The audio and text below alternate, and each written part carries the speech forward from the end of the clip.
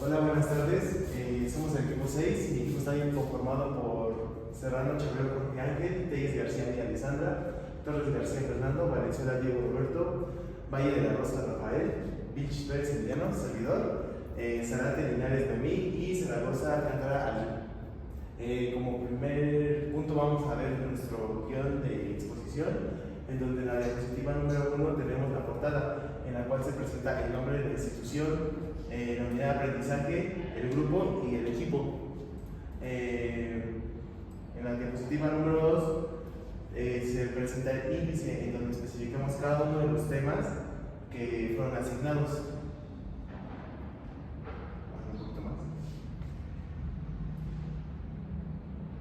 En la diapositiva número 3 presentamos el Producto Interno Bruto, en donde decimos de qué manera influye el PIB en nuestro país, en este caso México, y presentamos un poco de la información que incluye en nuestra presentación.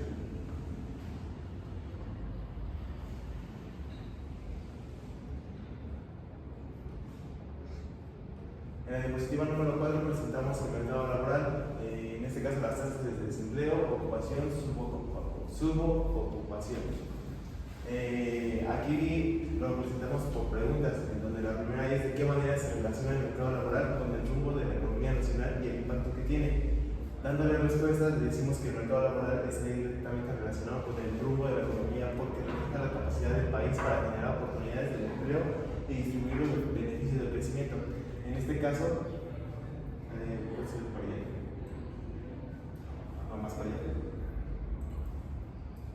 En este caso, aquí también presentamos un ejemplo en donde decimos la importancia del mercado laboral y decimos que el desempleo muestra la forma inmediata de la capacidad del país para generar empleos suficientes.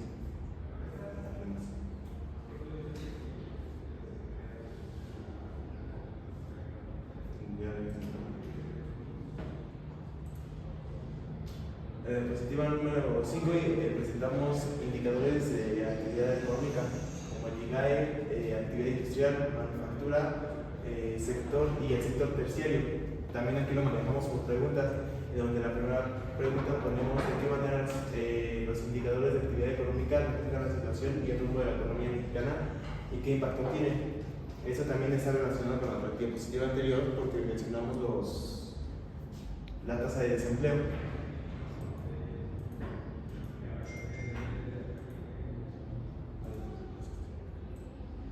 En la diapositiva número 7 presentamos el sector externo, donde presentamos la balanza comercial, cuenta corriente, exportaciones e importaciones. La primera pregunta que realizamos es cuál es la diferencia conceptual entre la balanza comercial y la cuenta corriente y qué información crítica nos revela cada una sobre la economía de nuestro país. En este caso también presentamos un video, el link de un video y unos ejemplos para poder retroalimentar más el tema.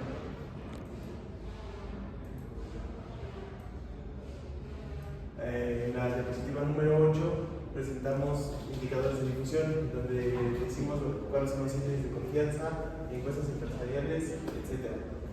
La pregunta aquí es cuál es la función principal de los indicadores de confianza en la macroeconomía y por qué son considerados indicadores adelantados.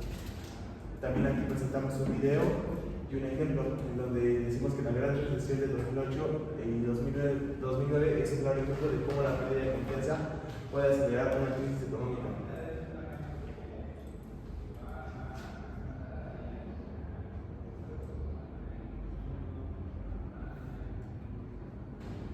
En la diapositiva número 9 tenemos el dinero y mercados financieros, agregados monetarios, tasas de interés. Aquí la pregunta que nos planteamos es qué son los agregados monetarios y cómo afectan en la vida diaria. Igualmente aquí presentamos un video y un ejemplo sobre este tema. Aquí en este caso también hicimos una segunda pregunta donde nos decimos cómo afecta el tipo de cambio en nuestro país.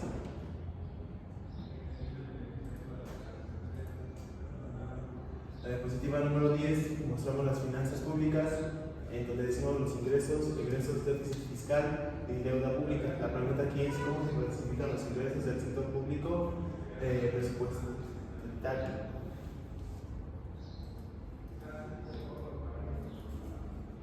En la diapositiva número 12 decimos, bueno, presentamos las encuestas expectativas. Y aquí la pregunta que nos realizamos es: ¿qué son las encuestas expectativas? Y bueno, las respuestas serían: son sondeos realizados a economistas, instituciones financieras y expertos para conocer sus predicciones sobre inflación, crecimiento, tasas de interés, tipo de cambio y otras variables de clave económica. Dale.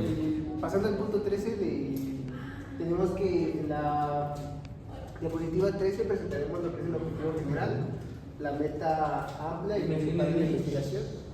En esto tenemos que comprender los fundamentos teóricos de la macroeconomía y el análisis de los principales indicadores macroeconómicos.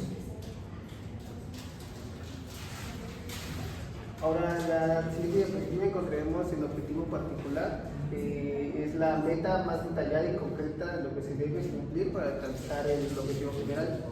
Dentro de esto podemos encontrar el marco teórico explicado de manera más detallada, los campos de estudio, objetivos e incluir modelos de flujo circular, ingreso y gasto, esto relacionado con las inversiones y la economía del país. También podemos analizar los indicadores económicos clave, es decir, cómo funcionan, cómo los podemos encontrar y de qué manera se presentan. Y por último, diferenciar desarrollo, crecimiento y el crecimiento económico que tiene nuestra economía junto con los indicadores.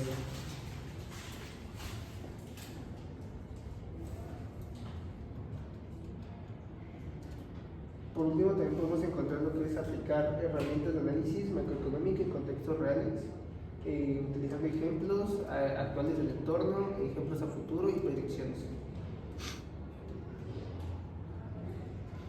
En la diapositiva 15 encontraremos el marco teórico, el campo de estudio, los modelos de flujo circular y gasto e ingreso. Dentro del flujo de factores de producción, las familias que son propietarias del factor trabajo, los sectores de economía del país y cómo los podemos encontrar con ejemplos como el de un ingeniero o un licenciado. En la diapositiva 16 encontramos los campos de estudio, los modelos del flujo circular y de igual manera el marco teórico. Encontramos también qué es el flujo monetario, ingresos y el cambio de su trabajo, la empresa, cómo paga, cómo es la parte de distribuir un salario y ejemplos acerca de licenciados e ingenieros. Tanto en la diapositiva 18 encontramos lo que es el marco, de nuevo el marco teórico y los modelos de flujo circular, ahora enfocados con el flujo monetario, el gasto, es decir, cómo nuestra economía invierte, gasta o convierte los ingresos de una empresa en un gasto público y también con su público. En la diapositiva 19 encontramos lo que es algunos ejemplos por vía YouTube con videos y estos ejemplos más orientados. En la diapositiva X20 encontramos lo que es varios temas, entre los más importantes tenemos las finanzas públicas, ingreso, gasto y deuda, la base monetaria y el costo del dinero, tasas de interés, reservas nacionales, oferta monetaria y tipo de cambio. En esta diapositiva tenemos comentar lo que son ejemplos y ejemplos detallados de cómo se aplican. En la diapositiva 21 encontramos lo que es el desarrollo y crecimiento económico y sus diferencias, es decir, la relación que tienen entre ellas y cómo puede parecer que son lo mismo, pero tienen sus partes que los conforman y que ayudan. Por ejemplo, el crecimiento económico, el cual está relacionado directamente con el Producto Interno Bruto y las economías del mundo. En la diapositiva 22 y 23 podemos encontrar la evolución por equipo, es decir, cómo llegamos a enlazar todos los conocimientos aprendidos durante la investigación, de qué manera nos aporta esa investigación, cómo México contiene o mantiene un déficit comercial y la economía que contiene México. También el crecimiento en exportaciones, volatilidad social, es decir, cómo se comporta la sociedad cerca de la economía y su correlación entre ellas. Por último, pasamos a lo que es la diapositiva 24, que contiene las referencias bibliográficas y citas de toda la información que obtuvimos y las referencias.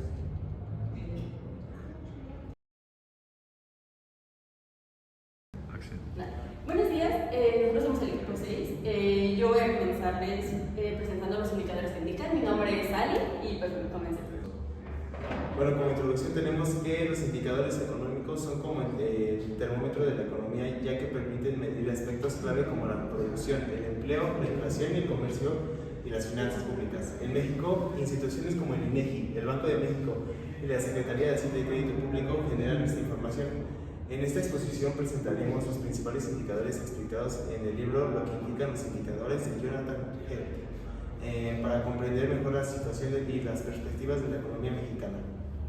Hablando de ciclos económicos, los ciclos económicos son fluctuaciones recurrentes de la actividad económica dentro de un país a lo largo o a corto tiempo. Se caracterizan por fases de expansión, lo que viene siendo regresión, aumento y que la economía se sostiene como muy neutral.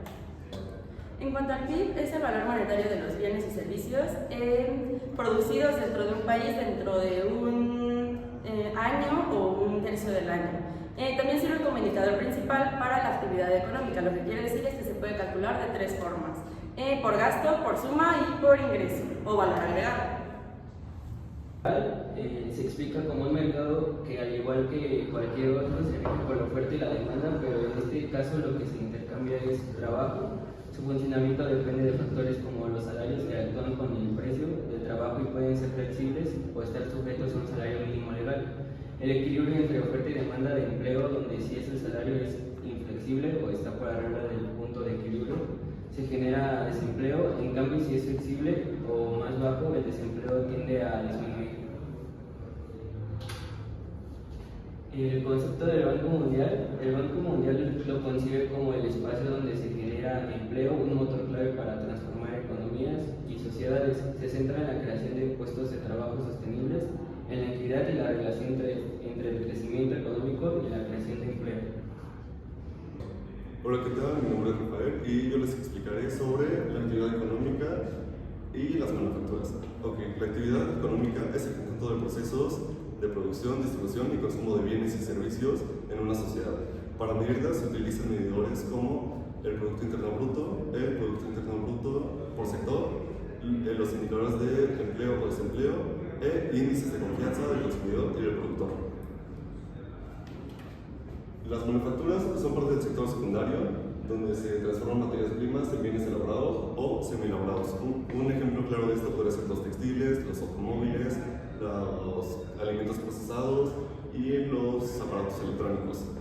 Se miden con indicadores específicos como la producción industrial, indicador mensual de la actividad industrial, el cual tiene nombre en nuestro país como el IMAI, índice de producción manufacturera, exportaciones manufactureras e índice de uso de la capacidad instalada.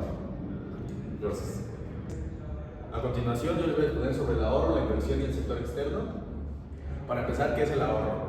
El ahorro, según el autor Irving Fisher, es una decisión que toma el individuo para optimizar su consumo a lo largo de su vida. La gente ahorra en los periodos de altos ingresos para poder consumir más en los periodos de bajos ingresos, por ejemplo, durante la jubilación. Desde una perspectiva macroeconómica, el ahorro no es solo una decisión individual, sino un pilar fundamental para el crecimiento de una nación. Se define como el total de los ingresos de una economía que no se destina al consumo. Se puede clasificar en ahorro privado, como las familias y las empresas, y el ahorro público, que sería el gobierno o el Estado. La suma de ambos constituye el ahorro nacional. La capacidad de una economía para ahorrar influye directamente en su potencial de inversión, ya que los fondos ahorrados en el sistema financiero, como lo son los bancos o los mercados de capital, se convierten en el capital disponible para financiar proyectos productivos. En términos de identidad macroeconómica, el ahorro nacional debe ser igual a la inversión nacional más la balanza de pagos. Y aquí tenemos la fórmula. La inversión, según el autor Keynes, que la define como la adición de un nuevo capital a la economía, como la maquinaria, fábricas o infraestructura. Para él, la decisión de invertir depende de las expectativas de beneficios futuros.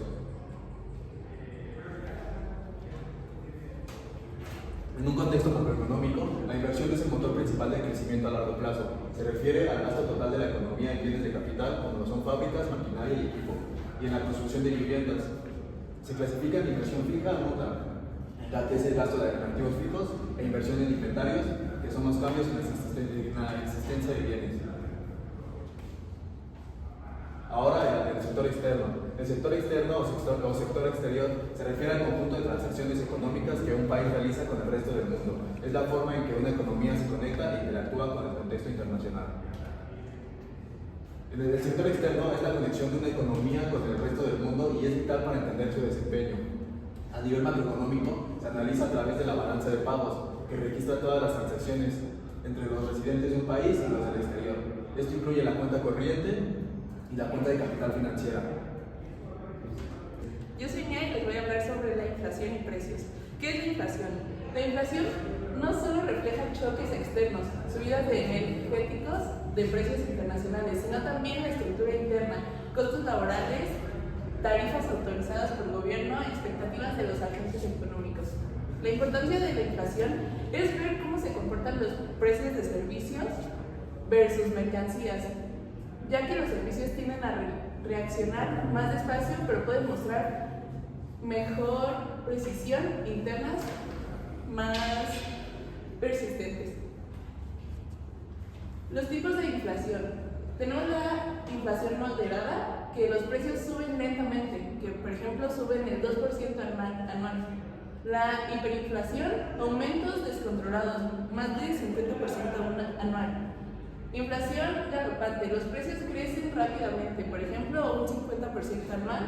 Y la reflación, que es la caída generalizada de precios, que puede frenar la actividad económica. El uso de los índices como herramienta de política económica. Los responsables de política monetaria, por ejemplo Banxico, utilizan la inflación subyacente como guía para medir si las decisiones de tasa de interés son suficientes o si hay riesgo de que las expectativas de inflación se desanten.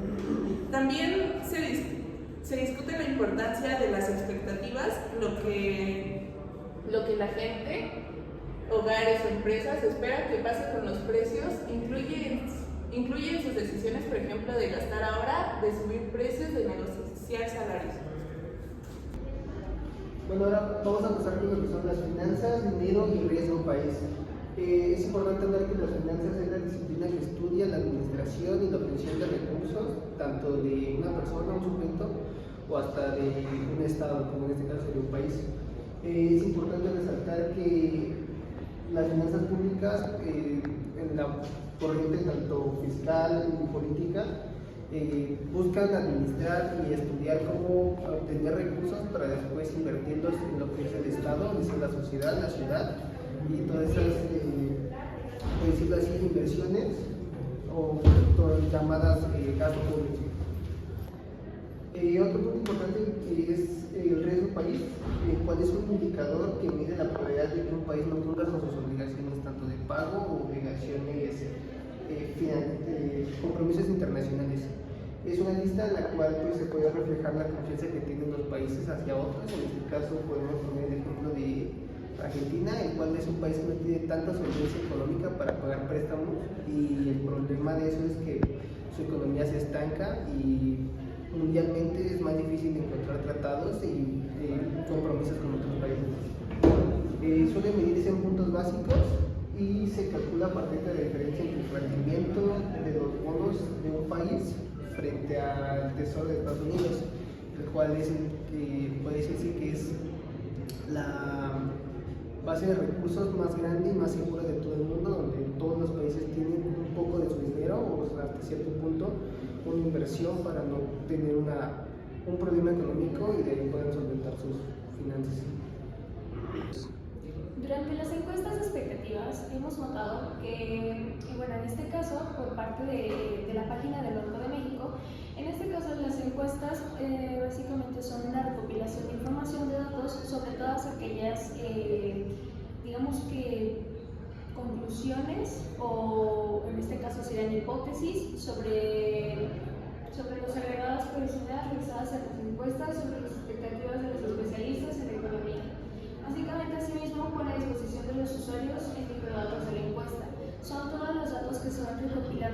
menos por cada mes durante todo este año. El claro ejemplo podemos encontrarlo desde el primero de septiembre de 2025, el primero del día 8. Al parecer casi siempre se va entre los primeros 2 y 3 días.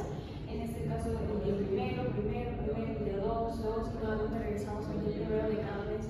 En este caso, la encuesta sobre las expectativas de los especialistas en economía del sector privado, esta parte fue en agosto, en julio, en junio, y así nos seguiremos yendo hasta dar la conclusión o hasta dar la finalización de una pues de los datos que iríamos como recopilando, tomando en cuenta tomando en cuenta pues cada mes como algunas ciertas hipótesis. Los estudios que recopilan esta información también tenemos algunos ejemplos de qué es lo que pueden medir. Pueden medir en este caso la inflación, el aumento del PIB, el tipo de cambio, la tasa de interés, el consumo.